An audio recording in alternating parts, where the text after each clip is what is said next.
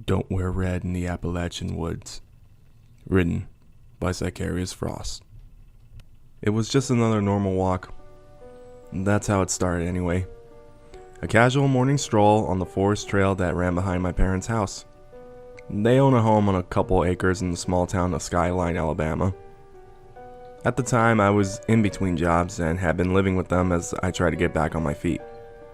Their property intersects with a winding trail that ran for miles through some unkempt woods in the boonies.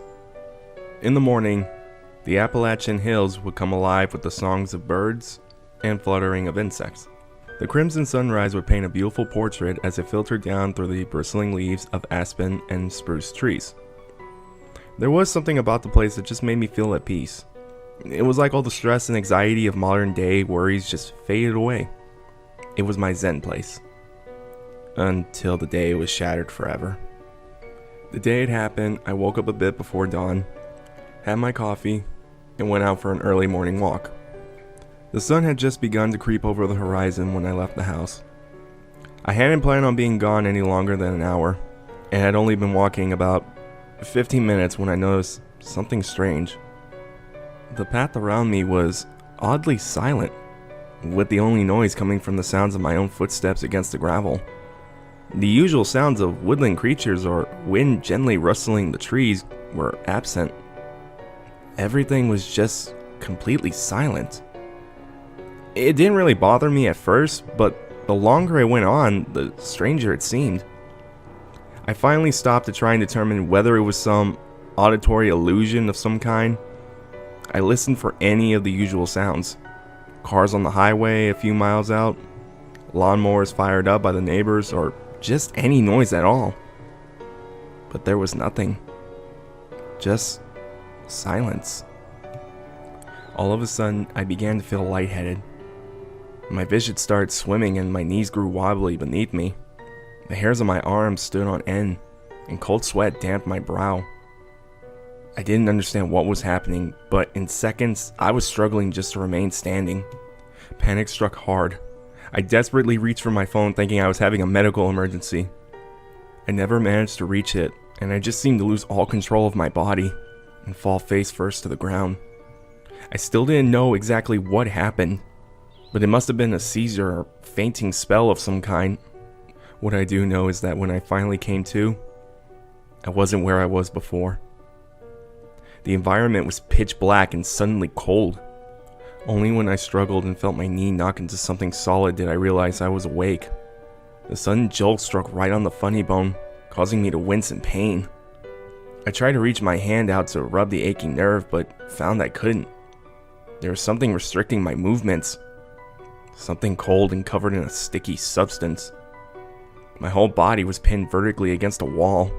Thankfully, the binds were not entirely restrictive, and I managed to finagle the cell phone out of my pocket.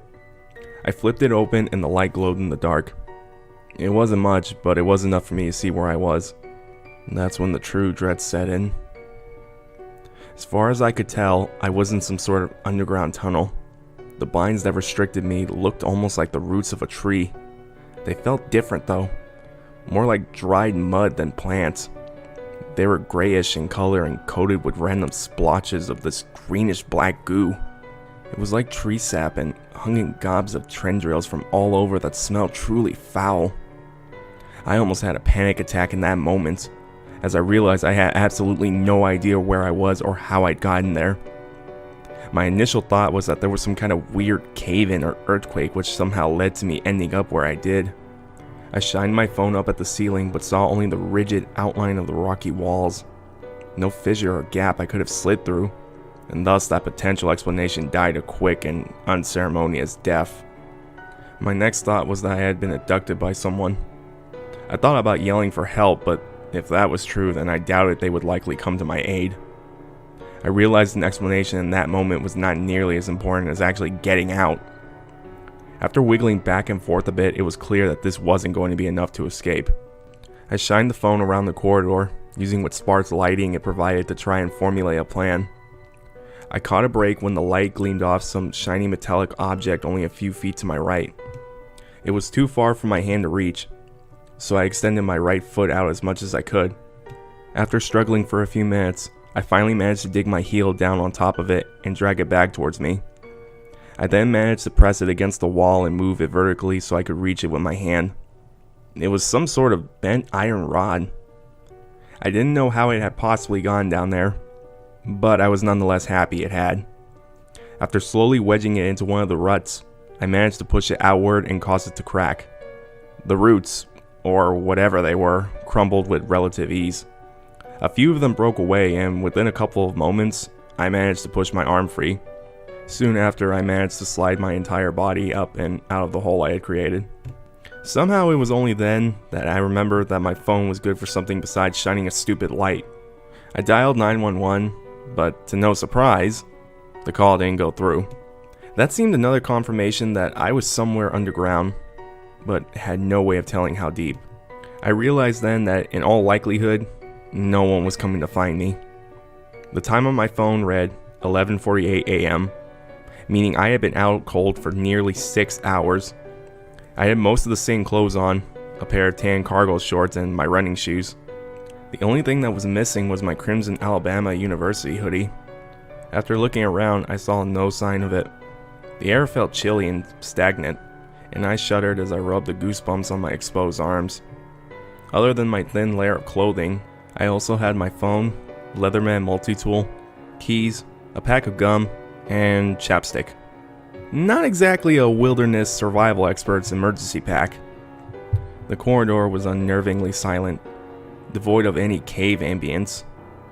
No howling wind, leaking in cracks, or distant drips of water. Just silence. Intrusive and all-consuming. I started to walk, squinting to try and maximize my ocular reception under the minimal light of my cell phone. Each step I took, I did so with the utmost caution I was capable. It felt as though every sense in my body had been hypercharged from the onset of adrenaline and confusion.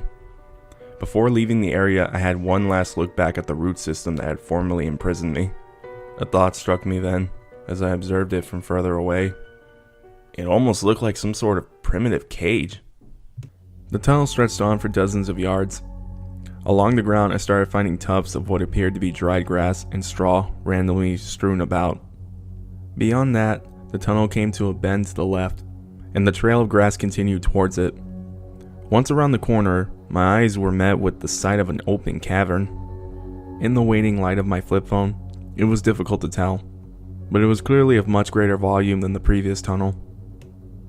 In front of me was a large pile of sticks and dried grass, similar to that I'd seen earlier.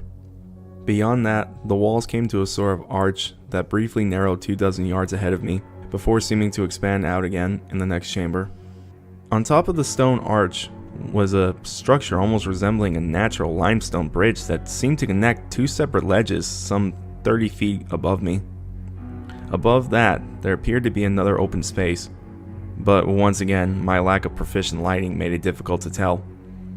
I tiptoed into the first section of the cave, keeping my head on a swivel.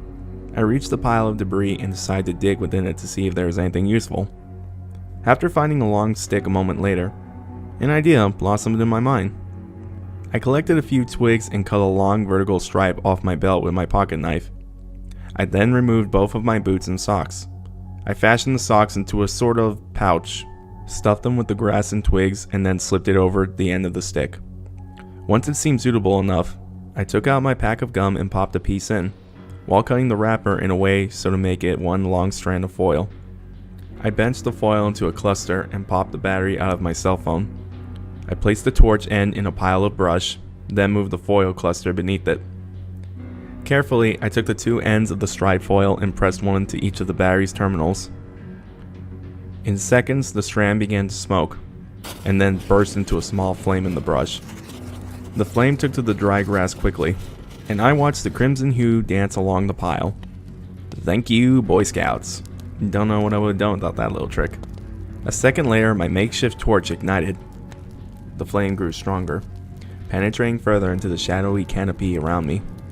The panic in my mind diminished ever so slightly, as the orange glow of the torch painted an encouraging trail through the dark. As I turned to my left, my torch glinted off something upon the cave wall that caught my eye. I thought for sure I'd seen it wrong, but as I got closer, a series of distinct shapes came into view. On the porous gray rock, about 4 feet off the ground, were a series of cave paintings. They started low and spread for at least a dozen of feet up the side of the wall. There were all sorts of things depicted. Most were little more than scrawny stick figure drawings of people, but there were a few of animals as well. One scene that stood out from the others. 3 tall figures were drawn above a horizontal line, and 3 shorter ones were drawn down below it. The way the scene was centered on the wall made it seem significant, but I didn't understand why. The torch was burning quickly, so I maneuvered forward into the large open chamber beyond the archway. The fallen column above the arch appeared to bridge the gap between 2 rising ledges about 30 feet up. The way it was wedged made it look like it was done so intentionally, like someone carved it out of the rock. The roof of the cavern beyond the structure appeared to curl upwards, and I wondered whether there was more to see. I stepped beyond it, and felt my jaw nearly hit the floor as I got my answer. The room beyond the arch transitioned abruptly into an absolutely colossal chamber that appeared to extend upward for at least several hundred feet. Suddenly it was bright enough to see without the torch, and I knew that meant light had to be filtering in from somewhere at the top. The realization provided hope, but also disbelief. How far underground was I? The chamber branched out at various points into countless winding passages, and pieces of rock ran overhead as makeshift bridges, looking like enormous veins in a massive stone organ. In the center was a massive center spire of rock that seemed to stretch all the way to the top. Many of the veins were connected to it, making it seem like a sort of central anchor. Something then suddenly moved a couple of hundred feet up. I didn't see what it was, but I heard pebbles shuffle and plunge from above. They hit the ground with thunderous clacks, sounding like popcorn popping through a megaphone. Not knowing what caused it, and not exactly yearning to find out, I dug back underneath the arch. I waited there for a minute or so, but didn't hear any further noise. It was clear then that I wasn't alone down here. A metallic gleam shone then caught my attention from the brush pile in front of me. After looking closer, I recognized the distinct shape of a long barrel jutting from underneath the pile. Part of me couldn't even believe what I was seeing. But as I got nearer and pulled it out, things just got even stranger. It was a musket. Old school flintlock kind. Like one from the Manifest Destiny era. It was in poor condition and obviously wouldn't be suitable for self-defense, except maybe as a vulgar club. But that wasn't what held my attention. If it was authentic, and judging from the advanced rust on the hide, it seemed like it could have been, then it had to have been nearly 200 years old. After digging around for a few more moments, I quickly stumbled upon other treasures. An old leather belt, an Adidas sneaker, a broken machete, a knapsack, and finally, a bone. I dropped it as soon as I realized what it was that I was holding. It looked like a large thigh bone from an animal, probably a horse or a moose. An extremely worrying thought then entered my head, one which sprouted goosebumps along my arms. I glanced around at the environment, seeing the large gathered pile of sticks and other things. The way the bundles were arranged made it almost look like it was some kind of nest. Even then, it seemed like a ridiculous notion. The pile was at least 30 feet in diameter. There's no creature on Earth that makes a nest that big. At least, not that I know of. I couldn't calm my nerves after that thought, and decided to just continue trying to move upwards and reach the top, and more importantly, the light. Once past the pile, I found myself faced with a series of 3 branching tunnels. One appeared to slope downward, and after a moment of contemplation, I decided just to take the one on the far left that veered up. My torch began to dim, and I did everything I could to maintain the flame for as long as possible. My pockets soon began to run dry of grass, and the cave once again grew dark. After a couple more seconds, it was little more than a smoldering ash. Once again, I found myself alone in the dark. I grabbed the cell phone from my pocket and silently debated whether or not to go back for more fuel. An awful stench then accosted my nostrils, like the malaise of a polluted rolling tide. It smelled like sewage and rotten eggs. The scent became so overwhelming that I felt my eyes beginning to water, and bile climbed in my throat. Along with the noxious scent was an overwhelming sense of impending doom. Like my olfactory senses had triggered some deep, primal fear hidden deep within my subconscious. I flipped open my phone and prayed my gut was wrong. The light from it barely made a difference, but it was enough to confirm my worst fear. I nearly dropped the phone as the outline of a decaying human hand became visible further down the corridor. Out of instinct, I took a step back and covered my mouth as I wrenched. Unfortunately, there was no real choice aside from proceeding. I popped in a fresh piece of gum and prayed that my eyes had deceived me as I stepped forward. It was even worse up close than even my imagination had built it up to be. Partially skeletonized hands and legs dangling with gangrene ribbons of flesh attached to a rotting corpse seat against the wall. Blackened intestines spewed from the gut like dead worms from some grotesque moldy fruit. The head was missing entirely and there was no indication as to where it had gone. My instincts were all but begging me to flee. I had every intention of doing so too, until I saw a small knapsack on the ground besides the remains. On a hunch, it may provide something useful, and seeing as how the person clearly no longer had any use for it, I decided to take it. Once I lugged it onto my back, I said a few parting words for the nameless corpse and moved on. As if it wasn't obvious before, that moment was when I truly realized the severity of my situation. Before that, I had almost assured myself that me waking up there was some kind of mistake or odd coincidence. But after seeing that, I abandoned that rationale. Anxiety constricted my mind as I wondered whether I had been kidnapped by some perverse serial killer, chained up like a pig, ready for the slaughter whenever he thought to entertain the notion. After putting sufficient distance between myself and the corpse, I knelt down and popped open the knapsack.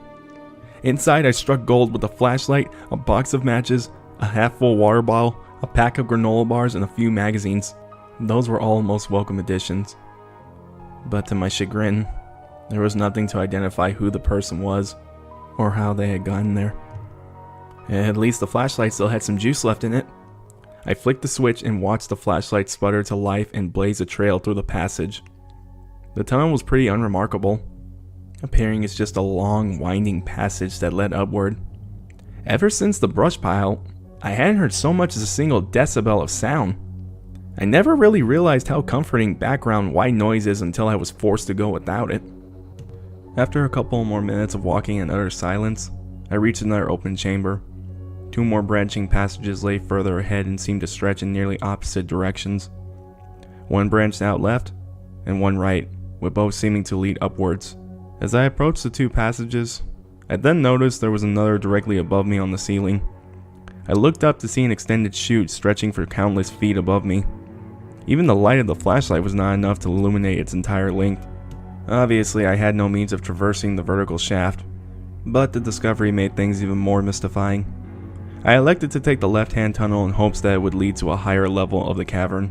Before I could enter one of them though, my footsteps disrupted a pile of pebbles and sent them skittering outward across the ground. I froze, cursing myself for the noise and hoping nothing had been alerted by it. My mind was flooded with a torrent of catastrophic thoughts. It felt like breaking the silence within that place was somehow a graven sin in and of itself. Lucky for me, there was no other noises. The further I went, the less likely it seemed like the cave was a natural formation. The walls had almost patterned grove marks in them, as if something had methodically yet boorishly dug them out. A worrying thought manifested as I remembered the apparent nest from earlier. Maybe this was the den of some massive unknown creature. For some reason I thought of Shelob, the giant spider from the Lord of the Rings, and obviously that thought did not bring any comfort whatsoever. It seemed ridiculous, of course, but darkness and silence can play cruel tricks on a solitary mind. I hope that's all it was, and I did my best to suppress them and continue on. I dropped a piece of gum at the entrance of the next tunnel and continued walking. The idea was to use the glint on the shiny wrapper from the flashlight as a rudimentary map to help me find my way back to where I had started if it came down to that. The more I went though, the more I doubted and hoped I would not have to resort to that tactic. All senses of direction in that place was restricted to a bare minimum, as with even as short as I had traveled, I had no real sense of where I was in relation to where I had started. The tunnel seemed to bend and twist, like an enclosed spiral staircase on an endless incline. Finally, as I rounded yet another bend, I saw a dull light breaching the other end. I ventured forward, and once more the room elongated into the massive open chamber. There were some unusual items spread across the ground there as well. Splintered pieces of wood, along with a half-destroyed wooden chair. There was also a scattering of copper-colored coins across the ground, but I didn't recognize the denomination. However, one item stood out right away: an old rusted sword. I made my way over and knelt to inspect it on the ground. It looked like an old cavalry saber from the Civil War era. The hilt was rounded and encrusted with bronze, and the metal blade had clearly seen better years. It looked authentic, like the rifle from earlier. But of course, that would lead to the quite elaborated conclusion that it had been there for a couple of hundreds of years. I didn't think much about it in that moment though. I was just happy to have a weapon. Hello? A sudden voice froze me up like a breeze in the dead of winter. I killed the flashlight and ducked down. Hello? Anyone? The ethereal voice sounded like a young girl calling from somewhere within the cave. Her vocal inflection quite clearly conveyed her terror, and I felt my heart quiver. The thought of a young girl alone in that place and terrified was haunting, and my instincts demanded I try to help. I crept onward from the room and found myself once more entering the massive chamber from earlier, this time on a higher level. The cavern loomed large like an ancient empty tomb, and felt as though I were a single ant in an alien termite colony. Down below I heard the sounds of the girl whimpering, and I approached the ledge to try and spot her. The area beneath me was shrouded in shadow, and I saw nothing upon first glance. I debated upon turning my flashlight back on and shining down, but some part of me wouldn't comply with the thought. Like I knew it was the right thing to do, but fear had constricted me and wouldn't allow my hand to cooperate. I peeked over the edge, waiting in the darkness to try and see her. Her hushed sobs and frantic breaths met my ears, but I couldn't determine exactly where they were coming from. I kept quiet and continued listening, but something strange then happened. Her muffled cries changed pitch, and suddenly morphed into what I can only describe as a hooting, almost maniac animal screech. It was the weirdest thing I'd ever heard. Something then suddenly darted through the darkness down below me. I couldn't tell what it was, but it was quick. It disappeared in a split second, and I was forced to entertain a ridiculous notion. Maybe those sounds were not meant to signal distress. Maybe it was a lure. I can't exactly say why the unnerving thought entered my mind, but I picked up the pace a bit from then on. I crossed the fallen column to reach a higher elevation of ledges, sneaking glances down below to keep an eye out for whatever that thing was. Luckily, I managed to cross without incident, and kept maneuvering further into the convoluted cave system. Every path which seemed to incline upwards was the one I took. At every tunnel I took, I left another piece of the wrapped gum at the entryway. And the pack continued to dwindle. Most corridors and rooms I came to held very little of interest. Found a few sparse piles of animal bones, as well as various personal belongings scattered around. The items I found in no particular order were an old briefcase, a torn pair of jeans, a solo winter boot, a Chicago Cubs baseball hat, and a lunchbox with spoiled contents. All of it was rather asinine. But then, I came to that room. It was tucked away behind a large room that split into several other paths. By this point, I was at least several hundred feet above where I had started. The room itself was a little more than a small separate grotto, but the items inside I found truly interesting. Most articles were of clothing: shirts, jackets, pants, hats, and shoes of all sorts, numbering in the hundreds. I also saw a cane, a fishing pole, a baseball bat, a deflated football, and a small drink cooler. All the items in that room seemingly had a single thing in common. They all were either entirely were primarily red. It looked as though someone had collected all of them over the years, and some of the articles and items looked decades old at the very least. I kept my saber clutched tightly as I waded my way through the debris. I was then struck by the epiphany that my suspiciously absent hoodie had also been red. I looked around for it briefly, but didn't find it. It got me thinking though, maybe red was the reason I was there in the first place. Of course I knew by then that I was not alone in the cave, and likely had been abducted to arrive there by someone or something. Maybe whatever had taken me didn't like red. Or maybe they were attracted to it. Back outside, and I was once again met with another fallen column that led up to another higher ledge. This one was different though. Incredibly steep and worn. There'd appear to be no easy way up, and no other real path to follow. I could see the light growing more luminous from above, and knew the steep path was my only option to reach it. I stashed the sword on the back of my belt and began to climb. The rocks were slick and parts of them crumbled as I grabbed. I moved slowly, trying to stay both alive and quiet as much as possible. The road was tough, but I pushed on. I was nearing the halfway point when something stopped me dead in my tracks. Somewhere far above, I heard the sounds of pebbles tumbling down the cavern slopes. I looked up and saw a dusty cloud of residue blossom off the cavern walls. My eyes rapidly scanned the area above, but I didn't see anything that could have caused it. I was just about to continue when I spotted something strange. The dull light was filtering in from above, just barely illuminating the cavern. It was in that mystical twilight canopy that I saw it. On the far wall there was a small spot where the light appeared to shimmer in an odd fashion. I didn't understand what I was seeing at first, and just stared at the odd image. It almost looked like something translucent was partially obscuring the light, like an impossible patch of water held together by some unknown force. I must have blinked or something, because one moment it was there, and the next it was gone. A cold chill crept down my spine, and I decided the best thing I could do was just keep moving. After taking a moment to level out my breaths, I continued onward, and thankfully reached the next ledge. Once I hauled myself up, I peered back down over the ledge and saw the chamber plunge downward into obscurity. By that point, I was nearing the top where the light was coming from. I just hoped that all the effort to get there would be worth it. The room beyond the ledge was yet another empty space. Or at least, I thought it was. Once inside, my flashlight gleamed off one of the walls and illuminated several patterns on the rock. The entire thing appeared haphazardly scrawled in some sort of black ink. It was only when I backed up further away from the wall that I realized what it was.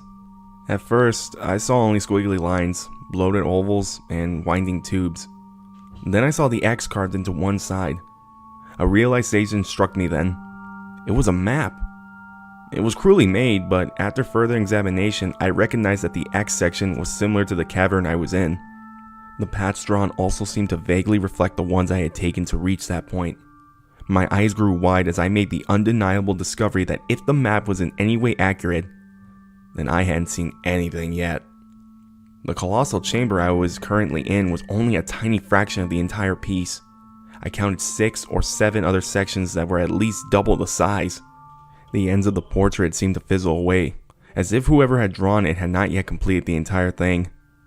That realization was staggering. Just how big is this place? I took a picture of the diagram with my cell phone and moved on. There were sudden noises and clanks far off in the distance, and I decided to move towards the light as quick as I could. According to the crude map, the way out of the labyrinth was near. If it was anywhere near true proportions, then I was already about 3/4 of the way there. I just had a little bit higher to go, but the worst was yet to come. I advanced on yet another tunnel and began the arduous climb upward. I could see the light getting nearer and just hoped that there was an actual means of getting out. Luckily, after rounding a few corners, I came face to face with just about the most beautiful thing I'd ever seen. The exit. In the ceiling, there were several partially transparent films of unknown material stretched over holes. The light was gently beaming in from above, and I knew it had to be the way out. The only question was, how was I going to reach it? as the ceiling was well over 20 feet up. I made my approach into the open cavern and stared upwards at the patches in the rock above me. There were grooves and indentations in the side of the wall, and I thought I may use them to climb up. It looked possible, but I didn't get the chance to try then. Out of the blue, I was suddenly struck in the chest by something. The blow was sudden, completely unexpected and sharp. I crumbled to my knees and held my ribs where the blow had struck, feeling blood begin to spill from several open wounds on my abdomen. I then heard the sudden pitter-patter of feet scampering by me. My eyes frantically darted around the room, but I did not see my assaulter anywhere, even though they had passed right by me. It didn't make any sense. A plume of dust was then disturbed above me. I looked up and saw something I still cannot fully explain. It was the same odd shimmering anomaly of the light that I'd seen before. It was closer this time, perched just above me on the ceiling. It was different than before though. There was a distinct shape to it, at least partially, like it looked different than the area around it.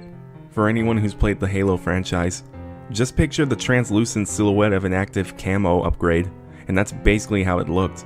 Something that was either partially cloaked or my eyes just weren't capable of fully perceiving it.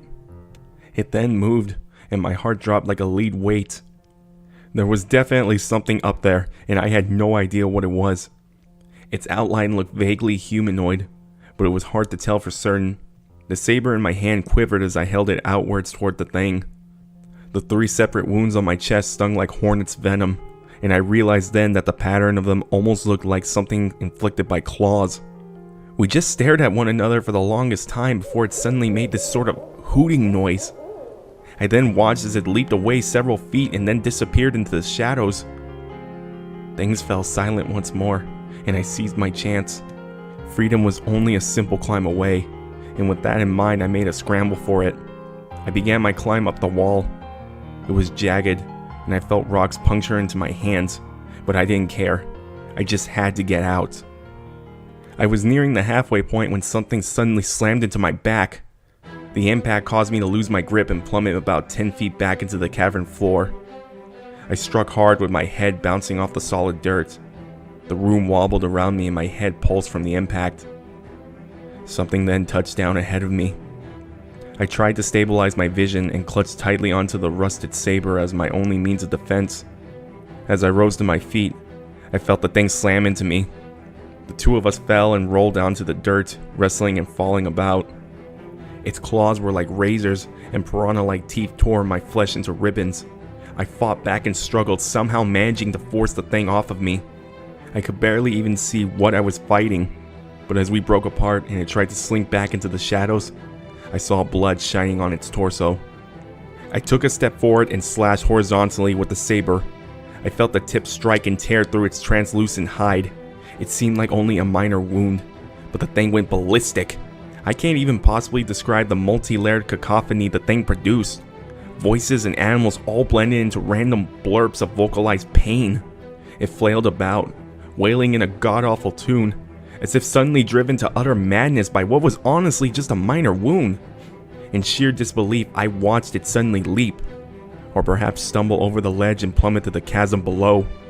It struck with a hard squelch a second later, and then the silence returned.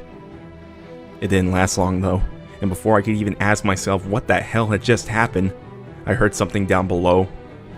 It began as a chorus of hoots, grunts, and indistinct noises.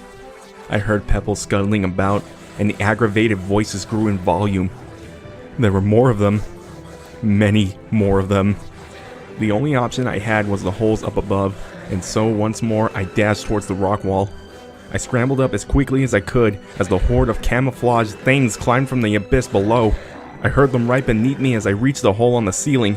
There was some sort of thin film material covering the hole, but luckily I was able to push right through it. Daylight seared into my eyes as I plunged upward and burst out of the cave. The light accosted my retinas and it took a moment to adjust after being locked in the darkness for so long. There were boulders around me and trees in the distance illuminated by a setting sun.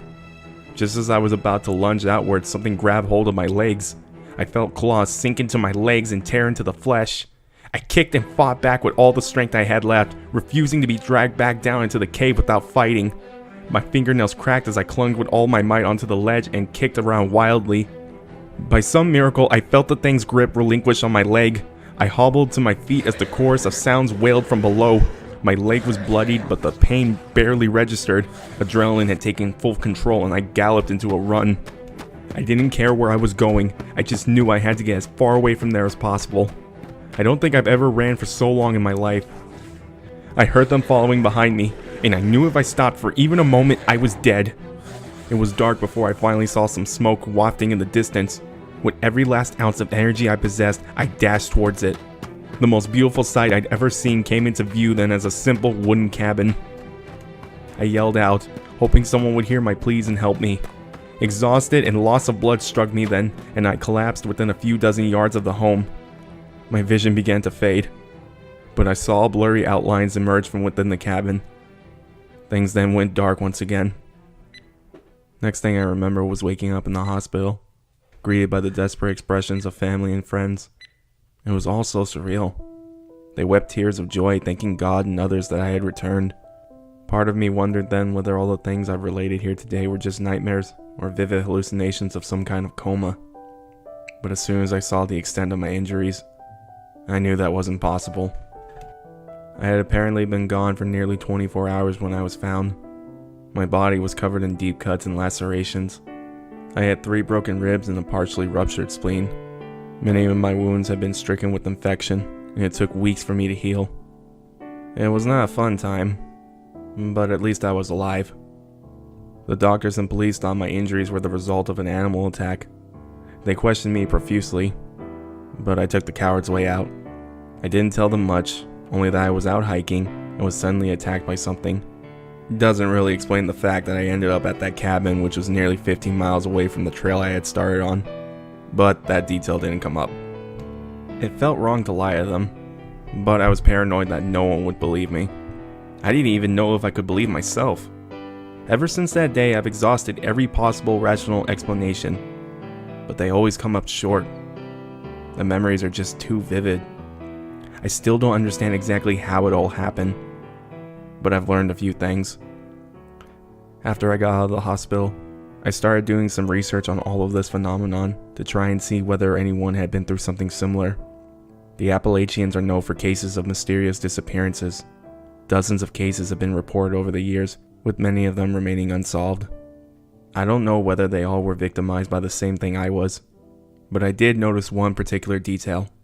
Many of them were reported to have been wearing a red article of clothing when they were declared missing. In nature, red is the color of danger.